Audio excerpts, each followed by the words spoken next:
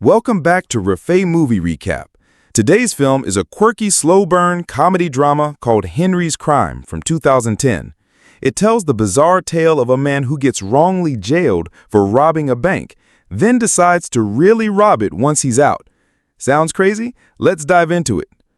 Our story begins with Henry, a quiet, unremarkable man working the night shift at a toll booth.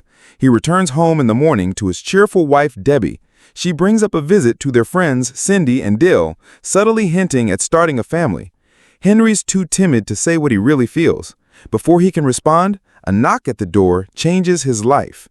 Henry's old friend Eddie shows up with a very sick guy named Joe. They claim they're one man short for their baseball game and beg Henry to come along. But while Henry sits waiting in the car, Eddie and his crew put on masks and rob a nearby bank. When they escape, Henry is the only one left at the scene, and he's wearing the same baseball jersey. The cops arrest him on the spot. Despite being innocent, Henry is sentenced to 3 years in prison. While locked up, he meets Max, a witty and philosophical inmate serving life. Max tells Henry the real crime is not having a dream, but Henry admits he's never had one. Outside prison, Debbie moves on and even gets pregnant with Joe, the guy who was sick that day. When Henry gets out on parole, he's stunned to see his old life replaced and realizes he lost everything for a crime he didn't commit. So what does he do? He decides to finally commit the crime. If he did the time, why not do the robbery? Henry returns to the bank and discovers an old tunnel that runs beneath it from a nearby theater. That's when he meets Julie, an actress rehearsing there. They hit it off after an awkward first meeting involving a minor car accident. She's fiery, driven, and struggling to prove herself as a serious performer. To access the tunnel, Henry decides to join the play. With Max now out of prison and reluctantly recruited, they pretend to be actors.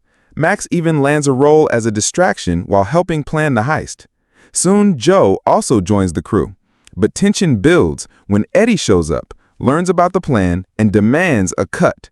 Eddie is aggressive and reckless, a real threat to the group's fragile alliance.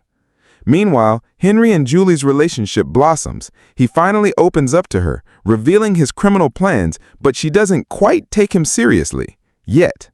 On opening night, with the audience seated and the show underway, Henry slips away mid-performance to carry out the robbery. Everything seems to go according to plan until Eddie turns on the team, pulling a gun on Max and threatening to take all the money for himself. Joe, now more mature and tired of chaos, stands up to Eddie. A struggle breaks out. Eddie is knocked out and left behind in the tunnel. Injured but determined, Henry returns to the stage and finishes his scene like nothing happened. The audience has no clue they just witnessed a real crime in the middle of a play. Later, Henry confesses his love for Julie right there on stage in front of everyone, blurring the lines between theater and real life.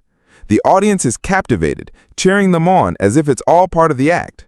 Julie, moved by his boldness, doesn't say yes outright, but her smile says everything. The film ends with Henry finally finding what he never had before, a dream, a purpose, and someone who believes in him. So, what do you think?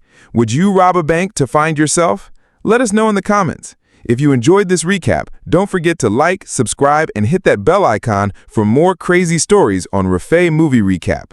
Thanks for watching, and we'll see you in the next one.